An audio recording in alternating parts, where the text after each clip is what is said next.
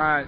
Yeah, what's going on? We go by the name of Chiddy Bang. We're a hip-hop, electronica duo out of Philadelphia, Pennsylvania. Yeah.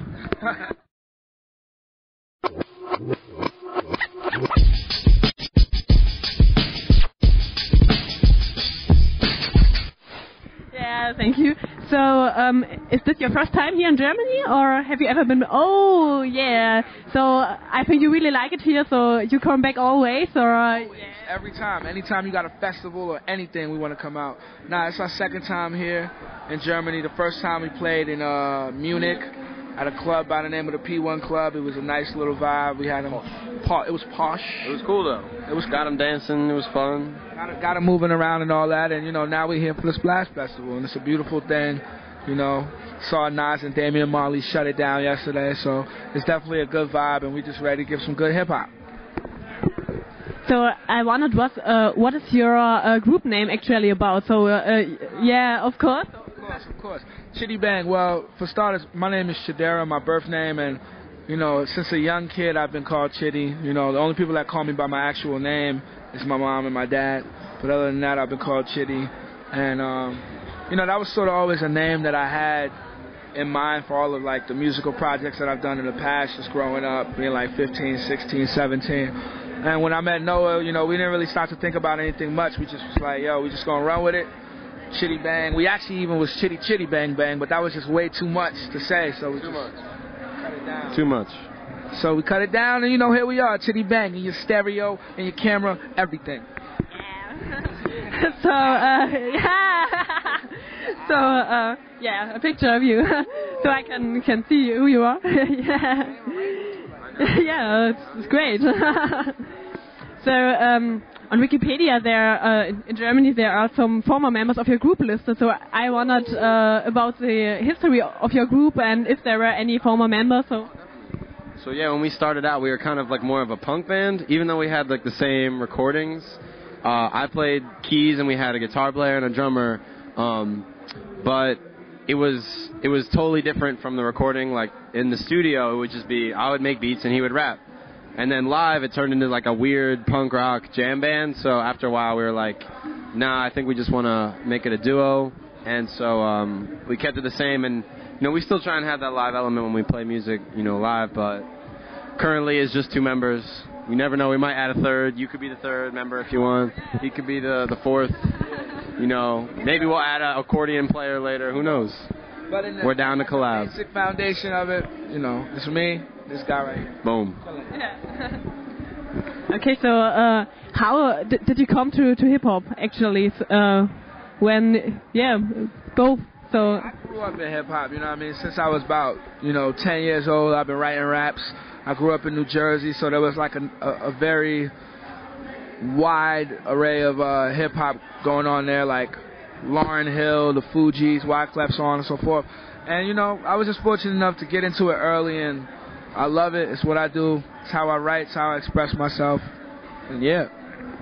I mean, I grew up in Philadelphia, so I was just lucky to, like, be around hip-hop my whole life. And, you know, I was making beats when I was, 15, 14, and just kind of grew up with it. It was like mom and dad and hip-hop. And so yeah, even if I didn't know him, I'd still be cooking stuff up, you know. So in January this year, you signed at Polophone. Hard name for me. So how did this contract occur? Man, they heard, our mixtape, The Swelly Express, which we dropped. We dropped this in October 2009. They heard it, the music. They said it was dope. You know what I mean? And from there, they wanted to, sign us to a singles deal. And, when that happened, it was like, all right, we'll do it. We'll do what we do, get a little bit of bread off of it. It's cool. Put the song out. We didn't really think it was going to do that crazy, but it actually was number 8 on the charts. From there, they were like, yo, wait, hold on. Hold on. How do we get them for the world? How do we get them for the world? And then we told them. The magic number. And then now we're signed. Now we're signed. Now we're here, you know what I mean? Now we're here in Germany having a wonderful time. It's been a blessing. Thank you for taking the time out to interview us. Just cut the interview like that. No, I'm not cutting it. No, I'm not cutting it. So Thank you for taking the time. We got more, but I'm saying thank you for interviewing us. Thank you. You're welcome. Yeah. So Polyphone is part of EMI, I guess. EMI was very much in the newspaper because of some problems, financial problems. So what do you think about that? There was a lot of labels talking to us, towards the end, but I'm not too sure. I don't know a lot about it, but I think it kind of makes them hungry a little bit for new acts and to put out new stuff. And they were very clear with us that we were gonna, be a priority, and we could have gone to a different label, but I think we would have, sat and waited for our record to come out, and and now we get to put one out at the end of the summer. So we have no complaints, yet. We love EMI. Hold it down. Polyphone. Yeah. So you guys are something like the prime example for people which are famous because of the internet and stuff like that. So a lot of your fans are online, and now you're signed at one label who is famous for artists like Coldplay, the Beatles. So do you think that this is kind of crazy and something weird? Yeah, I mean, it really is crazy. It's just like just being removed from our old atmosphere, which was being in a dorm, going to class, on the streets, sneaking in the studios and stuff, to now being in a position where we're performing in Germany. It's quite crazy, but we're embracing it, and we love it. We actually talk about this heavily in our album, The Swelly Life, what I mean, and it's just pretty much documenting, the pros and minuses of being where we're at so fast. We're never home. When the last time we've been home? I don't remember. We miss home, but it's like we're chasing a dream, and you just, you got to grind for what you really want and desire. So that's what we're doing. So I saw your video to Opposite of Adults, and I really liked it. It makes me smile, and I think it was funny that you were kind of children and went back to the playground. So it seems like you had fun recording the video. Yeah, it was fun. The atmosphere was crazy. We did that in like 2 days. what I mean? And we just really sat together with our director friends, Ben and Duncan, brainstormed with them, what I mean? Chilled. Yes, sir. Yes, sir. We chilled, and yes, sir. We just came up with some crazy ideas. Really, we just wanted the video to match the lighthearted nature of the song, taking it back in hip-hop to a place where it was fun, and we had fun shooting it. We put our heads on little kids' bodies. That's not really us skateboarding and breakdancing and doing all that crazy-ish, although we wish we had those talents. Yeah, it was fun, though. It was real good. Well, the song is a sample of MGMT's Kids, so do you have a special relation to the original song? Or? What's the relation? He knows. To the... I mean, it was just a beat that I made, and he liked it, and that's how we ended up using it. Luckily, we got it cleared, and, he ran into Andrew from MGMT in London, and they got along great, and everything was just groovy. Everything was great after that. It was lovely. There's in the song you say that you will never grow up and life is just a party, and is this your opinion of life, or is it just a lie? Yeah, I mean, for right now, shoot, I'm about 19 years young right now, and I'm just living life, what I mean? I'm just embracing everything that's coming my way full on, and I'm young. I like to have fun, I like to party, I like to relax, but I like to chill a lot. So I like to chill.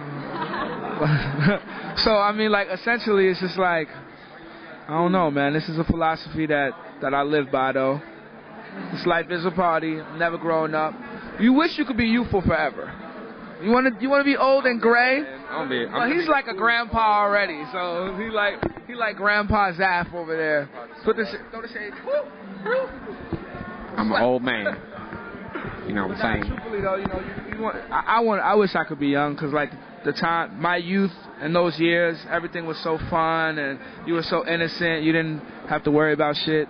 And now you got things like bills, and you got to worry about school and health care and your job and all that. The block, the streets. There's so much influences that can polarize you in either direction. So it's just good to be young and innocent. But, maybe I am young. Maybe I'll be Benjamin Button and whatever. Just live vicariously like Peter Pan. Yeah.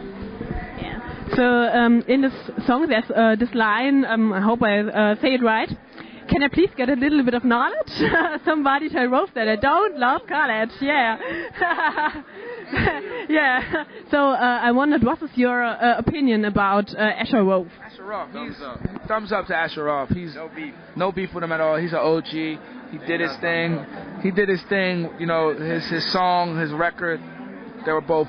You know what I mean? I would say that line is more of a cultural commentary and less of a diss on Asher Roth. No beef. No beef at all. Yeah. Your second single is Truth, right? And I saw that the yeah.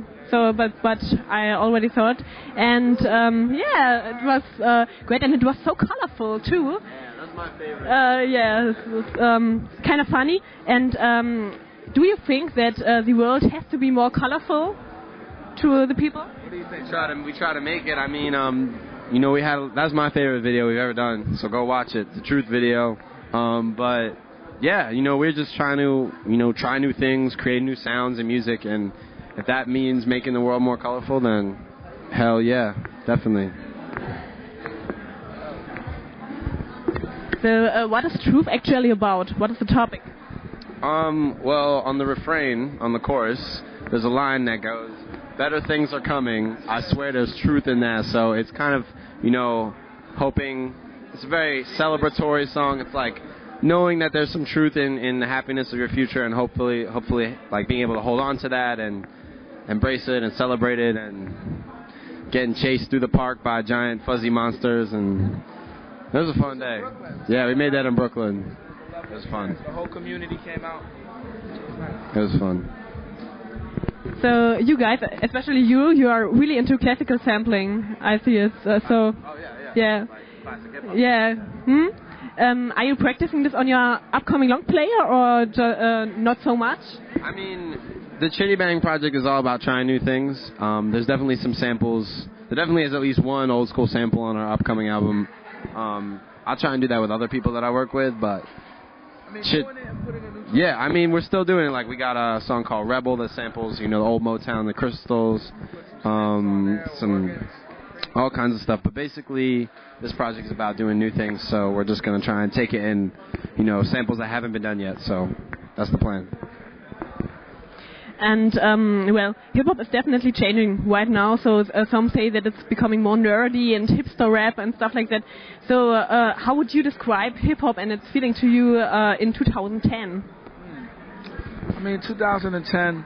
Like, I came up listening to hip hop on the radio. You know what I mean? I came up in New Jersey, and I would listen to Hot 97 and listen to songs that was like, I wouldn't say poppy, but like, for instance, like DMX, Stop, Drop, Shut 'Em Down, Open Up Shop. Like, that was hip hop as hip hop was to me, and I was able to get on, you know, pop radio and be a pop hit. But nowadays, the music that comes out, all the catchy stuff, all the pop stuff, is not really stuff that I identify with it as much. So I would say that, you know, I want to fill that void and put music out that can be pop catchy, you know what I mean, but also be respected, like back in the day when, you know, DMX was dropping Johns, and, you know, Jay-Z was dropping It's a Hard Knock Life, and that crosses over crazy, you know? That's my idea of hip-hop now. Agreed, totally. Yeah. So one of my favorite questions is, if you had the opportunity to work with one artist of your choice, who would it be? Waka Flocka. Waka Flocka. Flame. Hey. Definitely. I don't know. Kanye West. Bun B. Roots Crew. Roots Crew. I don't know. There's so many. We'll figure it out. Definitely. That would be a great mixture of artists of different kinds, and yeah. So a very special question, and I hope you can answer this, is you guys are a black and a white guy, and in one group this is something, a rare couple, I would say. So do you think that race still matters in hip hop, or is it not a topic at all? I think race definitely still matters in hip hop. I think it's something that people can't ignore as much as they try to say they can.